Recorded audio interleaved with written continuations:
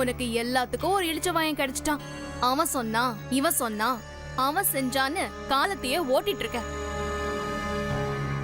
இங்க பாரு, இனிமே இந்த கதையெல்லாம் எடுபடாது. இன்னும் 15 நாள்ல எனக்கும் ஜீவாவுக்கும் கல்யாணம். எல்லாமே முடிவாயிடுச்சு. கீழே ஃபைனல் பேச்சுவார்த்தை நடந்துட்டு இருக்கு. அதெல்லாம் ஒரு ஃபார்மாலிட்டிக்கு தான். இனி பத்திரிக்கை செலக்ட் பண்ண போறோம். இதுல கல்யாண வேலை இன்னும் ஸ்பீடா போகும். எதுக்கு சொல்றேன்னா, கல்யாணத்துக்கு முன்னாடி நீ கடைய காலி பண்ணிட்டு போறதுதான் நல்லது. நான் இந்த வீட்டுக்கு முறைப்படி மருமகளா கால் எடுத்து வைக்கிறப்போ உன் கால் இங்க இருக்க கூடாது. ஒரு கால் நீ இங்க இருந்தன்னு வெச்சுக்கோ, இங்க நடக்கிறதே வேற. உங்க மேடம் இல்ல, உங்க ஜீவா சாரே நினைச்சாலும் இங்க இருக்க முடியாது. அப்ப வைக்கிற கச்சேரியில இந்த குடும்பமே கதி கலங்கிடும். அதனால சொல்றேன், இன்னும் எண்ணி 14 நாள் இருக்கு. அதுக்குள்ள இந்த இடத்தை காலி பண்ணிட்டு கண் காணாத இடத்துக்கு ஓடி போயிடு. இல்ல உன்னை நான் கண்ல காணாதபடி பண்ணிடுவேன். இப்போ நான் ஜீவாக்கு முறை பொண்ணா பேசுறேன், அப்புறம் முறைப்படி மருமகளா பேசுறேன். இல்ல, நான் போயிடுறேன். போ அப்படின்னு நான் உன்கிட்ட சொல்றது இதுதான் கடைசி தடவையா இருக்கணும். அடுத்து சொல்றதெல்லாம் இல்ல, செய்யறதுதான். உனக்கு அந்த சிரமம்ல நான் கொடுக்க மாட்டேன். நீ கொடுத்தாலும் நீ இருக்க மாட்ட. பட்டா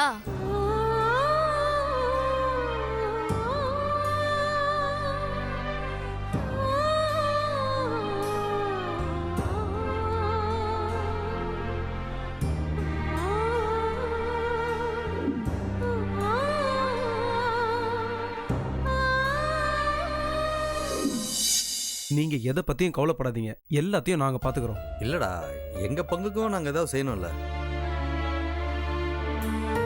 உங்க பங்கு எங்க பங்குன்னு எதுவுமே இல்ல.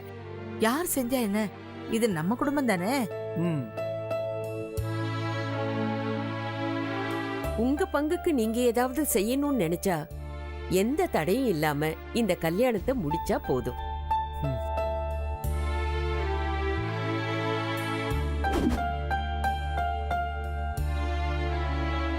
வா உட்கார். இது எங்க பேத்தியோட ஆசைக்கு நடக்கிற கல்யாணம். இதை நாங்க சிறப்பா நடத்தணும்னு ஆசைப்படுறோம். இந்த ஷார்ட் பீரியட்ல கல்யாணத்தை நடத்த மண்டபம் கிடைக்குமான்னு தெரியல. ஆமா, கிடைக்கிறது ரொம்ப கஷ்டமாச்சு. அதுக்காக மண்டபம் கிடைக்கிற வரைக்கும்லாம் கல்யாணத்தை தள்ளி போட்டுறதீங்க. மண்டபம் கிடைக்கலனாலும் பரவாயில்ல, மைதானத்தையே அப்படியே மண்டபம் ஆக்கிடுவோம். இல்ல மெரினாலேயே பெர்மிஷன் வாங்கி கல்யாணத்தை நடத்திடுவோம். கூட்டமும் அதிகமா வரும்ல. காசு இருக்குங்கிறதுக்காக கல்யாணத்தை கண்ட இடத்துல வைக்க முடியுமா? பாட்டி, இது 1000 காலத்து பயிறு அப்படி இப்படின்லாம் சொல்லிட்டு இருக்காதீங்க. அவன் கல்யாணத்தை கடலுக்கடியில நடத்துறான், ஹனிமூன ஆகாயத்துல வச்சுக்கிறான். நீங்க இன்னும் பழைய காலத்திலேயே இருக்காதீங்க. இதெல்லாம் லிவிங் டுகெதர் காலம், கல்யாணமே கிடையாது. சேர்ந்து வாழ்ந்து 4-5 பிள்ளைங்களை பெத்து அப்புறம் கல்யாணம் பண்ணிக்கலான்னு யோசிச்சுட்டு இருக்கிற காலம் அது. தீபி, நீ சொல்றது எதுவுமே நம்ம ஊர் விஷயம் இல்ல. எங்க இருந்தோ ஒட்டிட்டு வந்த கெட்ட பழக்கம். அத நீ ஒரு முறையா சொல்லிக்கிட்டு இருக்காத. பாப்போம், மண்டபம் கிடைக்கலனா பேசாம கோயில்ல வச்சிருவோம். அது கூட ஓகே தான்.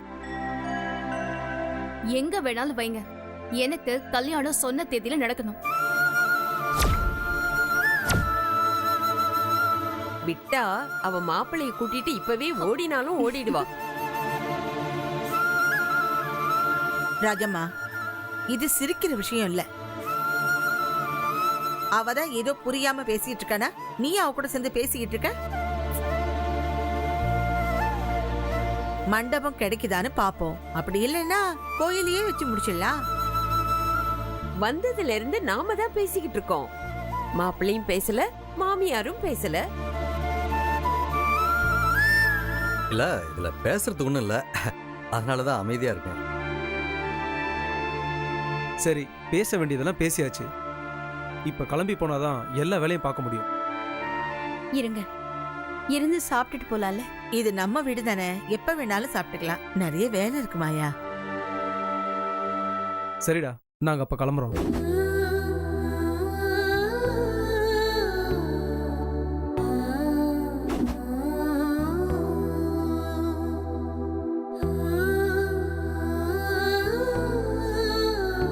இவ எதுக்கு இப்ப வரா? புதுசா ஏதோ சீன் போட போறா போல. இப்ப வரேன்டா. ஓகே. மேடம், நான் கொஞ்சம் கோவில் வரைக்கும் போயிட்டு வந்துடுறேன். வந்து ரெஸ்ட் கூட எடுக்கல, அதுக்குள்ள எப்படிமா? காடு மேடு மழை வெயில்னு நான் கடந்து வந்துட்டேன் மேடம். அதெல்லாம் என்ன ஒன்றும் செய்யாது. நான் போயிட்டு வந்துடுறேன் மேடம். சரி, பார்த்து போயிட்டு வா. எப்படி வந்து சீனை முடிக்கிறா பாத்தீங்களா? ஃபோக்கஸ் நம்ம மேல இருக்க கூடாதுன்னு அவ பக்கம் திருப்பிக்கிறா. அவ்வளவுதானே? இப்ப பாரு.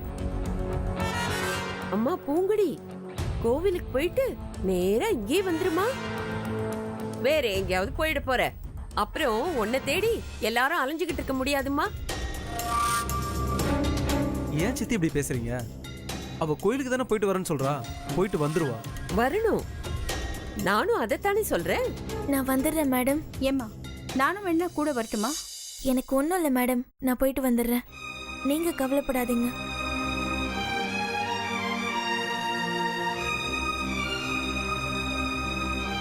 சரிடா, அப்ப நாங்களும் கிளம்புறோம். வா. வரேன் போலாம் சித்தி. மாயா. ம். வரேன்ப்பா.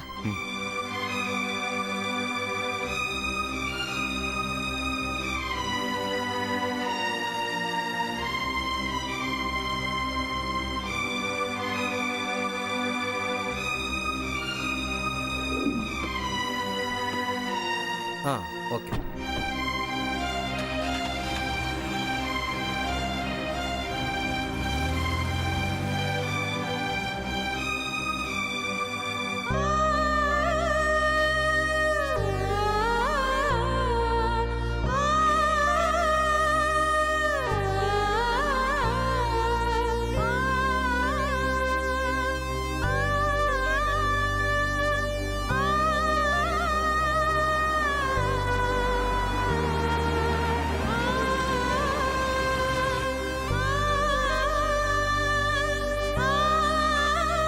என்னம்மா இவ்வளவு வெயில்ல நடந்து போயிட்டு இருக்க? வா வண்டியில ஏறு.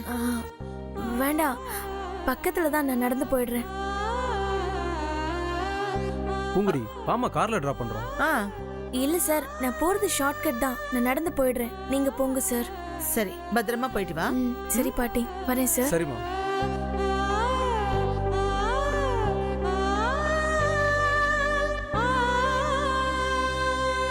உயர உயர பறந்தாலும் ஊர்க்குருவி பருந்தாகாதுன்னு அந்த காலத்திலேயே சொல்லி வச்சிருக்காங்க. உன் கூட போட்டி போட்டாலும் அவ ரோட்ல தான் போயாகணும்.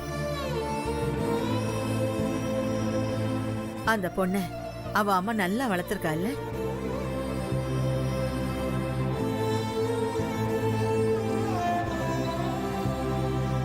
என்ன காரணமும் தெரியல, அப்பா பேர் கூட சொல்லாம அவ அம்மா வளர்த்திருக்கா. அந்த வருத்தம் மட்டும் அவ மனசுல புத்து மாதிரி வளர்ந்திருக்கு. சரி, நீ வண்டி எடுப்பா. ஆ.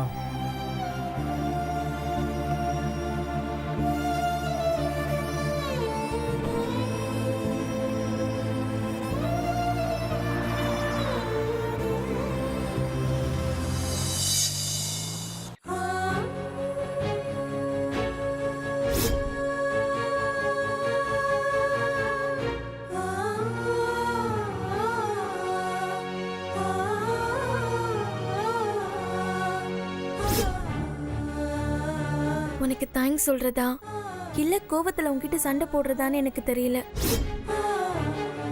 ஜீவா சார் மூலமா என் உயிரை காப்பாத்திட்டேன்னு உனக்கு நன்றி சொல்லவும் முடியல.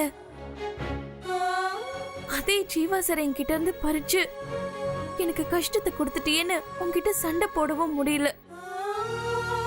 உன்கிட்ட நான் எந்த தைரியத்துல சண்டை போடுவேன்? இல்ல எந்த நியாயத்தை வச்சு வாதம் பண்ணுவேன்? வாய் நிறைய நீதானே வேணாம் வேணான்னு சொன்னேன்னு நீ என்ன கேட்டா நான் என்ன பதில் சொல்றது?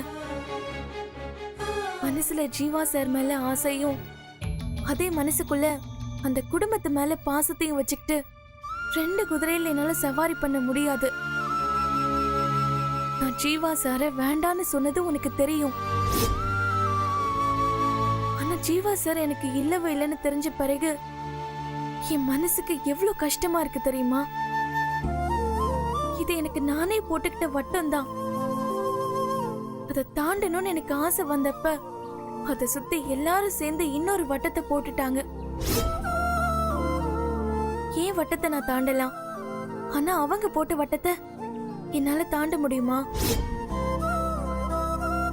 இதுக்கு மேலேயும் நீ என் வாழ்க்கையில விளையாடணும்னு நினைச்சினா விளையாடு, அதை நான் தைரியமா தாங்கிக்கிறேன். ஆனா ஜீவா சார் வாழ்க்கையில மட்டும் விளையாடாத, அதை என்னால தாங்கிக்க முடியாது. ஒருவேளை அவரை கஷ்டப்படுத்தணும்னு நீ நினைச்சேன்னா அந்த கஷ்டம் எல்லாத்தையுமே எனக்கே கொடுத்துரு. ஜீவா சாருக்கு மட்டும் கொடுத்துறாத.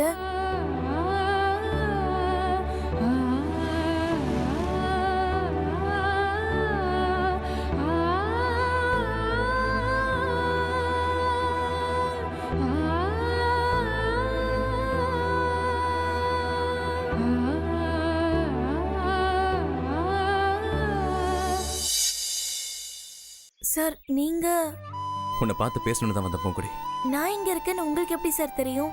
கோவிலுக்கு போறேன்னு சொல்லிட்டு வந்தவ கோவில்ல தானே இருப்ப. எனக்கு தெரிஞ்ச 2 இடத்துல, ஒன்னு கோவில், இன்னொன்னு காலேஜ். நான் வேற எங்க போவேன்? எனக்கு யாரு சார் தெரியும்? சொல்லுங்க சார், என்ன விஷயம்? உன் மனசுல இருக்கிற பாரத்தை நீங்க வந்து இறக்கி வச்சுட்ட. என் மனசுல இருக்கிற பாரத்தை நான் யார்கிட்ட இறக்கி வைப்பேன் சொல்லு? நான் ஜஸ்ட் அதை சொல்லணும்னு கூட கிடையாது. என் மனசுல ஏதோ பாரம் இருக்குன்னு யார்கிட்டயாவது நான் காட்டியாவது ஆகணும்ல.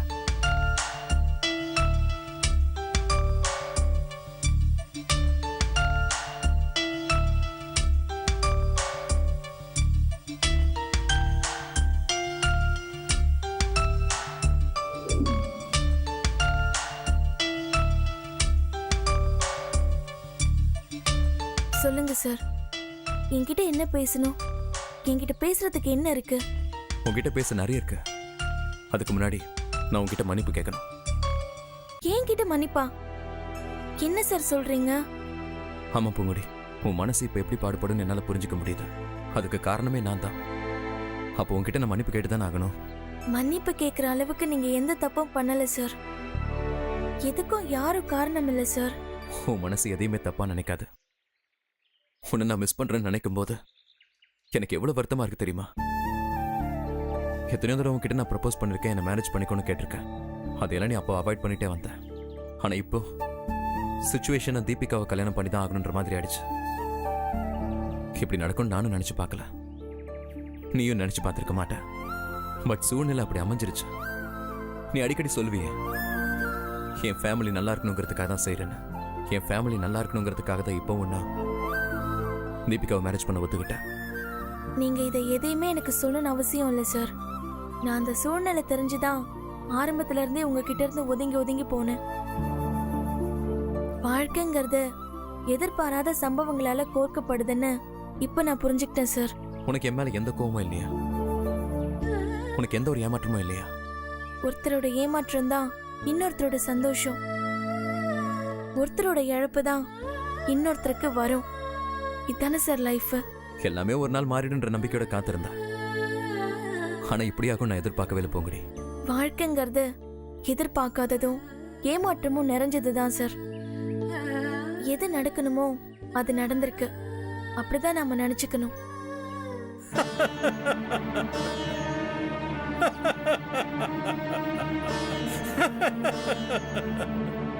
நடக்கிறது நடக்க வேண்டியது இல்ல, நடக்க போறதுதான் நடக்க வேண்டியது. நடக்கிற மாதிரியே இருக்கிறது நடக்காது, நடக்காத மாதிரி இருக்கிறது தான் நடக்கும். அதுக்கு தானே நடராஜன் இருக்கான். சாமி சாமி இல்ல, ஆசாமி.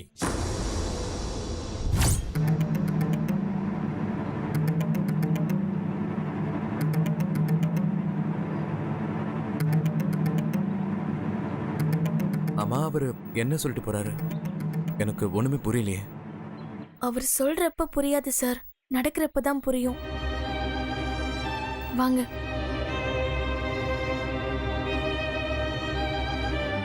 சரி சார், நான் கிளம்புறேன். பைக்ல ஏறி போங்க, நான் ட்ராப் பண்ணிடுறேன். இல்ல சார், நான் நடந்தே போய்க்கிறேன். நீ எவ்வளவு தூரம் தான் நடந்தே வருவ? எல்லாம் நல்லபடியா போயிட்டு இருக்கிறப்போ எதுவும் தப்பாயிடக்கூடாது சார். ப்ளீஸ் சார், என்னை கட்டாயப்படுத்தாதீங்க. நான் நடந்தே போய்க்கிறேன்.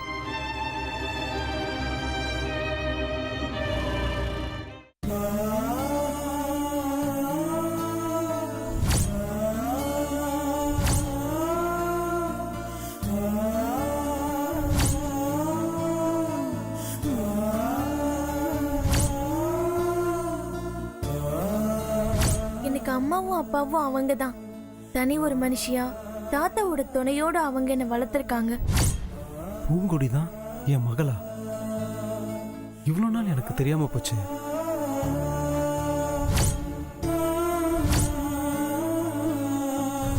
ரொம்ப தேங்க்ஸ் சார். எங்க அம்மாவை வந்து பார்த்ததுக்காக சொல்றேன். நான் அவளுடைய அப்பான்னே தெரியாம என் பொண்ணு என் கண் முன்னாடியே இருக்கா.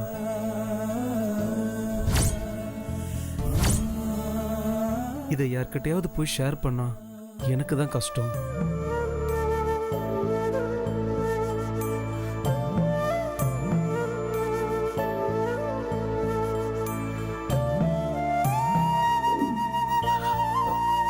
யார்கிட்ட சொல்லலாம்?